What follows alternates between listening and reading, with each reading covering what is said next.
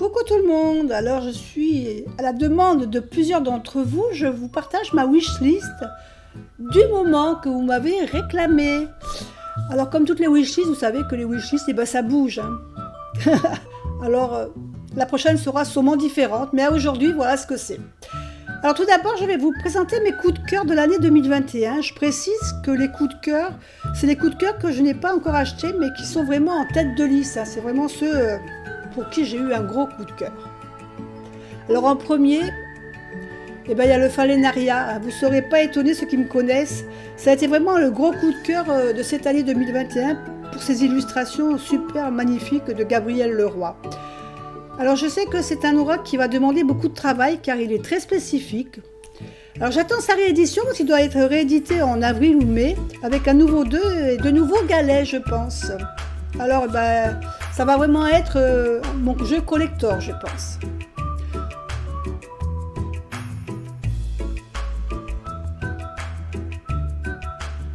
Ensuite je vais vous parler de l'oracle des Lumières d'Inanna. Alors c'est un oracle tout à fait dans un autre registre. Il est explicite par contre, les cartes sont très explicites et je le trouve que c'est un oracle qui est très bien pour la guidance et qui est très intuitif. J'aime beaucoup ces cartes. Il touche en plus tous les domaines de notre vie actuelle et c'est pour ça qu'il est sur la petite liste. Donc ben, j'aime beaucoup en plus le dos des cartes. Là je vais vous parler de l'oracle d'Idinis que j'ai découvert sur la chaîne de D-Studio Sky News que présentait Pity. Alors c'est un oracle de 64 cartes de Cindy Roland Akahati, une voyante, et vous trouverez sur sa chaîne plus d'informations sur ce jeu avec des cartes, différentes cartes qui sont représentées. Je vous mettrai le lien dessous si je peux vous le mettre pour que vous alliez voir sur sa chaîne. Maintenant, on va parler de ce qui est sur ma wishlist depuis un certain temps et pour lequel j'hésite encore, j'arrive pas à franchir le pas. Et l'oracle de Shine en fait partie, aux éditions Exergue. J'aime beaucoup ces cartes, ces images, je les ai trouvées très belles. C'est un oracle de guidance. Seulement voilà, il me fait hésiter. Ce qui me fait hésiter, c'est qu'il n'y a que 32 cartes et je trouve que c'est dommage. Il aurait vraiment mérité d'en avoir plus ce jeu, les cartes sont super magnifiques. En plus, Frédéric Shine, c'est une médium qui a créé une chaîne l'éveil TV, je crois.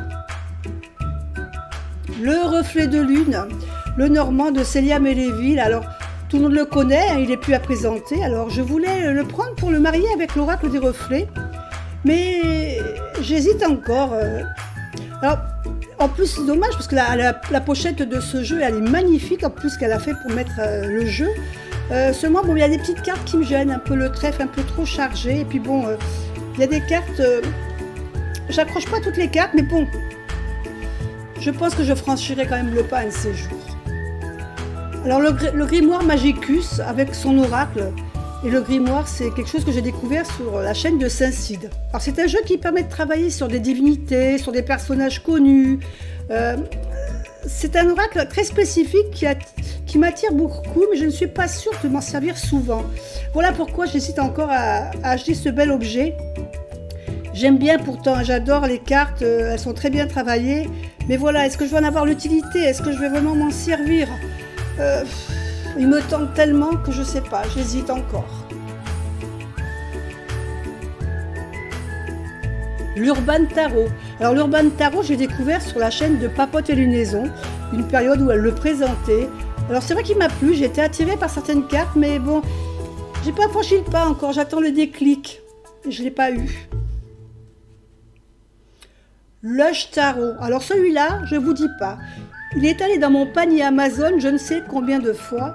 Et à chaque fois, au dernier moment, allez, je le sortais et je dis allez, j'attends encore un petit peu. Puis il est toujours sur ma liste. J'aime beaucoup ses dessins, même si certains sont dérangeants, un peu durs. Mais bon, je l'aime tellement ce jeu. L'oracle français. 111 cartes. Je pense qu'il doit être très intéressant ce jeu à travailler. Mais voilà, ce qui me gêne un peu, c'est le format des cartes. Et puis ces angles un peu pointus, ça me gêne. Je sais que j'en ai déjà eu un et j'ai dû me rectifier tous les angles parce que ça me faisait mal aux mains.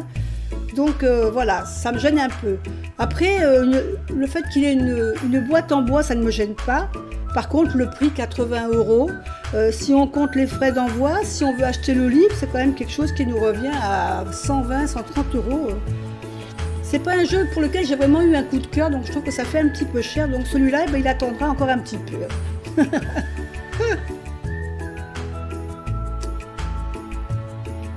Alors le jeu suivant, vous le connaissez plus ou moins tous. Moi, je l'ai, voilà, j'ai celui-là, j'ai le Béline de Gabriel Sanchez, parce que, tout simplement parce que j'accroche pas avec le Béline classique, mais j'aurais voulu avoir un Béline avec des petites cartes. Dans le classique, ce que j'aime bien, c'est le dos, c'est tout, mais voilà. Et quand il est sorti celui-ci, là, le Mage Edmond Béline, j'ai dit, waouh, yes, cool. Mais voilà, les cartes ont une épaisseur de fou, et les battre en poker, celle-là, c'est pas possible. Alors en cherchant, j'en ai trouvé un autre qui me plaît bien, c'est celui-là que vous voyez à l'écran. Par contre, je ne connais pas son nom, je ne sais pas d'où il vient. Alors apparemment, avec les écritures qui sont en bas, c'est un peu asiatique, mais je ne le connais pas. Donc si vous le connaissez, laissez-moi un petit mot en commentaire, parce que je suis curieuse de savoir où est-ce que je pourrais bien trouver celui-ci. Merci d'avance, pardon. Alors maintenant, on passe aux éternels. Alors c'est quoi les éternels? C'est ceux qui sont sur ma wishlist depuis la nuit des temps. Alors soit parce qu'on les trouve plus, soit parce qu'ils sont trop chers, ou soit parce que je les attends en français tout simplement.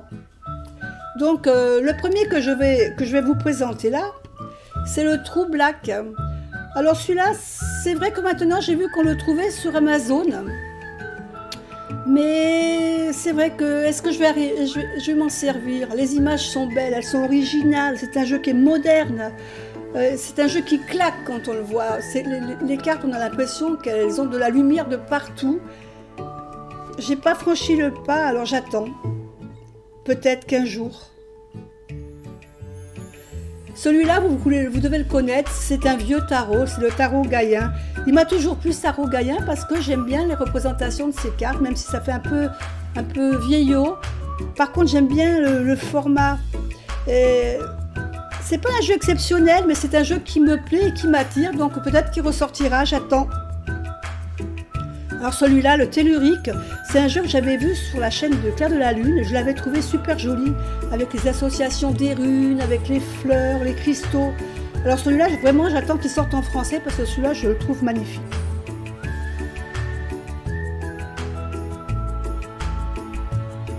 Et pour finir, le Magic Flower Oracle, celui-là, vous devez le connaître. Il était sorti en français, mais on ne le trouve plus.